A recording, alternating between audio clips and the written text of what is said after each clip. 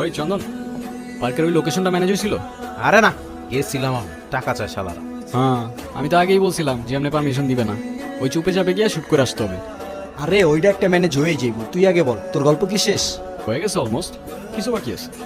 দোস্ত, স্যার তো আজকে এক্সাম নিবে, পড়ছস কিছু? আরে ধুর, তুই আমারে বল পড়াশোনা করে জীবনে কে কি করতে পারছে? পয়েন্ট মামা পয়েন্ট। আচ্ছা ভালো কথা, একটু সিরিয়াস হ না এখন ভাই তোরা। আমি তো সিরিয়াস। আমিও সিরিয়াস একদম। হ্যাঁ, ঘোড়ার আন্ডা সিরিয়াস তোমরা। 9 দিন বাকি আর ফেস্টিভ্যালের ভাই। না গল্প ঠিক হয়েছে, না লোকেশন, আর কাস্টিং। কাস্টিং কই? দোস্ত, কাস্টিং থেকে মনে পড়লো আমাদের এবারের নায়িকা কে? তোর বেটা নায়িকা আবার কি? আর্টিস্ট। ওই তো আর্টিস্টটা কে? আরে সেটাই তো পাচ্ছি না ভাই। এই গল্পটার জন্য অর্গানিক আর ইনোসেন্ট একটা লুক দরকার, মানে ন্যাচারাল একদম।